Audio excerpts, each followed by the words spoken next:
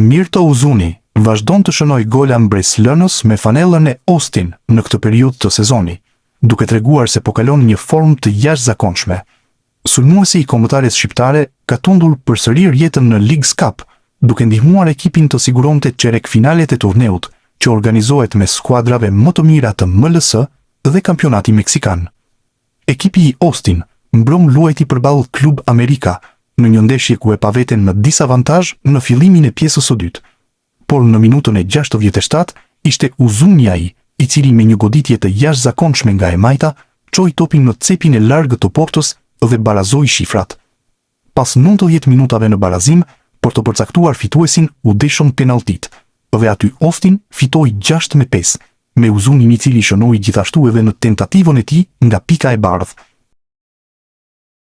Leon Mirtaj luajti dje ndeshjen e parë në Europë, ndërsa ishte për të harruar. Debreceni i besoi vendin e titullarit, pikërisht në humbjen 5-1, që pasoi me eliminimin në turin e tretë të Ligës së Konferencës. 18 vjeçari, çuditësisht u aktivizua në krahun e djathtë të mbrojtjes. Vlerësimi 4/9 nga SofaScore ishte më i ulti nga të gjithë lojtarët. Mirtaj u ndëshkua me karton të verdh në minutën e 57, ndërsa nuk u zëvendësua. Kujtojmë se futbollisti shqiptar vendosi këtë vit të ndryshonte kombësi, duke lënë Shqipërinë për Hungarinë. Më pas erdhi edhe kalimi i tij nga Akademia e Tottenham te Debrecen. Mbrëmja e djeshme në Danimark ishte plotësisht për t'u harruar. Armand Rada ka qenë shumë i pafat, pasi vetëm pak ditë para debutimit të shumë pritur të tij në Serie B, është dëmtuar dhe nuk pritet të jetë në javën e parë të sezonit të ri. Mesfushori i cili në të kaluarën ka qenë pjesë e përfaqësuesve të moshave të Shqipërisë, ka siguruar ngjitjen në Serie B me skuadrën e Vicenzës dhe pritet të jetë një element i rëndësishëm për këtë sezon. Por klubi bëri të ditur sot se Rada ka pësuar një dëmtim në pulp gjatë stërvitjeve të kësaj jave. Kësaj, lojtari është lënë pushim dhe ka filluar fazën e rikuperimit, por ai pritet të humbas ndeshjen e parë të sezonit në Serie B, atë që luhet më datë 21 korrik përballë Catanzaros. Pajisja me pasaportën shqiptare dhe talenteve të reja që duan të veshin fanellën kuqezi duket se po has në vështirësitë ka krijuar së fundmi një përplasje në distancë mes Federatës Shqiptare të Futbollit dhe institucionit të presidencës. Kjo shihet qartësisht në një postim në rrjetet sociale i Tefik Osmanit, i cili në rolin e përgjegjësit të skautizmit të FSHF i është drejtuar publikisht presidentit Bajram Begaj, duke e pyetur se pse procedurat bëhen të përshpejtuara për lojtarët të Kosovës, si në rastin e Albion Rahmanit, por jo për talentet shqiptare. Postimi i Tefik Osmanit. Zoti presidenti i Republikës, po ju drejtohem publikisht jo për një favor, por për një përgjigje që lidhet drejt për drejt me të ardhmen e futbollit shqiptar. FSHF-ja ka dorëzuar dokumentacionin për rreth 10 djemë dhe vajza me potencial të madh, të cilët mund të përfaqësojnë Shqipërinë nga ekipet kombëtare të moshave. Përgjigjja që marrim është se ka ndryshuar ligji dhe duhet të presim VKM-n. Dua të jam shumë i qartë. Ne si FSHF jemi plotësisht pro që lojtarët me origjinë nga Kosova të pajisen me pasaportë shqiptare. Madje kemi punuar dhe kemi bërë marrëveshje me Italinë pikërisht që lojtarët shqiptar të mos konsiderohen ekstrakomunitar. Por pikërisht për këtë arsye lind një pyetje e fortë. Si është e mundur që procedurat për një lojtar të profesuese së Kosovës si Albion Rahmani mund të ecën dhe të përfundojnë, ndërkohë që dokumentacioni i lojtarëve dhe lojtareve të FSHF-ja po përpiqet t'i afrojë me kombëtarët e Shqipërisë, qëndron gjithmonë në prikje. Nuk kemi asgjë kundër Rahmanit apo lojtarëve të Kosovës, përkundrazi kjo është një çështje që ne e mbështesim, por kërkojmë që njëjti seriozitet, e njëjta shpejtësi dhe e njëjta vëmendje të kushtohet dhe talenteve që mund të veshin fanellën kuqezi, sepse këtu nuk po flasim për dokumente që mund të presin pafundësisht, po flasim për fëmijët të rinj që kanë një moshë, një cikël kombëtare edhe një moment të caktuar në zhvillimin e tyre. Nëse shteti mund të gjejë një zgjidhje kur bëhet fjalë për një lojtar që përfaqëson Kosovën, pse nuk mund të gjendet një zgjidhje me të njëjtën urgjencë për lojtarët që presin të përfaqësojnë Shqipërinë, sepse në fund rrezikojmë diçka shumë më të madhe se një dosje të vonuar. Rrezikojmë të humbasim talente që Shqipëria i ka gjetur, i ka ndjekur dhe i dëshiron. Dhe do të ishte paradoksale që talentin ta humbnim jo në fushën e futbollit, por në pritje të një procedure administrative. Me respekt, Tefik Osmani. Ish trajneri i kombëtares shqiptare Silvinho nuk kërkon të humbas shumë kohë me pushimet e gjata, teksa ka dalë në nxemje dhe po bëhet gati për një aventurë të re. Klan News mëson se braziliani është një nga kandidatët për të marrë trajtimin e kombëtares së Algjerisë, që së fundmi mori pjesë edhe në botrorin 2026. Ai pritet të pasojë Vladimir Petkovicin, i cili në datën 3 gusht u largua nga trajtimi i Algjerisë pas një botrori shgënjyes ku Algjeria u eliminua në fazën e 1/16 pas humbjes 2-0 ndaj Zvicrës. Bëhet me dije se rivali kryesor i Silvinhos është spanjolli Felix Sanchez Bas, ish trajneri i Katarit dhe një emër me eksperiencë të konsiderueshme. Pritet me mjaft kuriozitet të mësohet nëse do të kemi një marrëveshje apo braziliani do të mbetet të jesh një kandidat. E ardhmja e Ernest Muçi te Trabzonspori mund të japet si çështje në bashkësi televizjeve të klubit në Mercato. Situata futbollistit shqiptar lidhet me limitin e lojtarëve të huaj në kampionatin turk. Trabzonspor po punon për transferimin e një mesfushori të huaj në pozicionin e numrit 6, por një lëvizje e tillë mund të krijojë probleme me kuotën e të huajve në skuadër. Në këtë skenar, drejtuesit e klubit mund të detyrohen të rishikojnë situatën e disa prej futbollistëve aktual. Mes emrave që mund të preken nga ky ndryshim është Ernest Muçi.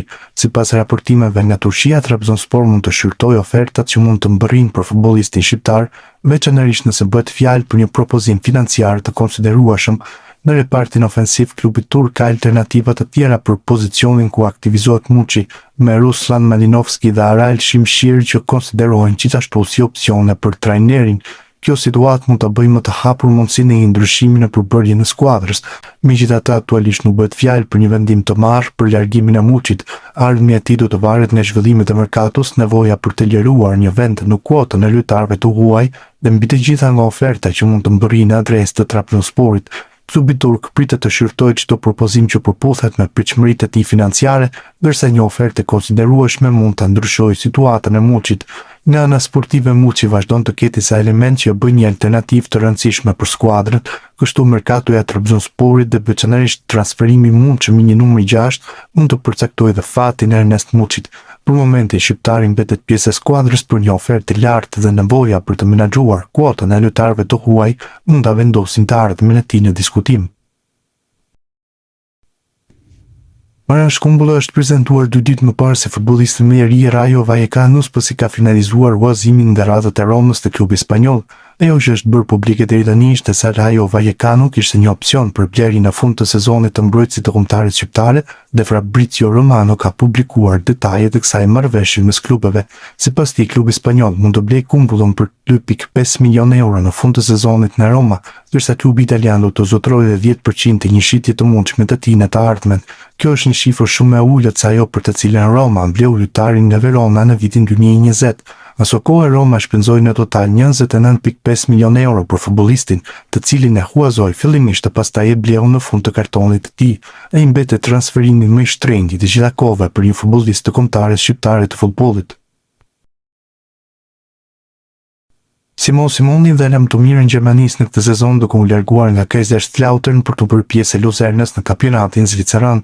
Pas një fillimi të vështirë, Simoni duket se po ambientohet me kampionatin vendas pasi në javën e tretë të tij në ndeshjen ndaj Senegalit ai ishte protagonist në barazimin 2-2. Simoni u quajti lojtari më i mirë i ndeshjes sipas vlerësimeve të SofaScore me notën 9.1 pas paraqitjes së tij. Kjo notë përveç të tjera shqetësoi portierit të talentuar 22 vjeçar që do bëhet pjesë e formacionit të kësaj jave në kampionatin zviceran të futbollit.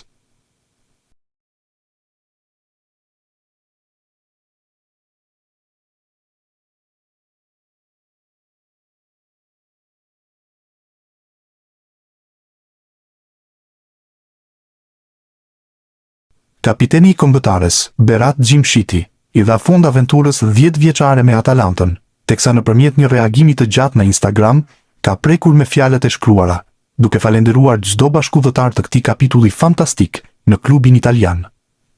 Lideri Kuqezi do të nis tashmë një aventurë të re te Al Diriyah në Arabinë Saudite. Statusi i plotë i Gjimshitit. Arrita në Bergamo 10 vjet më parë, si një futbollist i ri, me një ëndër dhe një dëshirë të fortë për të vërtetuar vlerën time.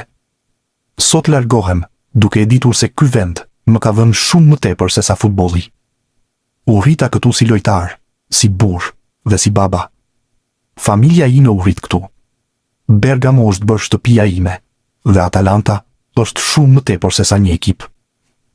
Gjatë këtyre 10 viteve, kemi përjetuar fitore, humbje, net të paharrueshme, dhe gola që ndoshta dikur vetëm një ndëronim. Por ajo që du të marrë me vete më shumë se çdo gjë tjetër, janë njerëzit. Shokët e mi të ekipit, trajnerët, i gjithë stafi, çdo person që punon për këtë klub, familja Perkasi, tifozët tanë dhe të gjithë njerëzit e Bergamos.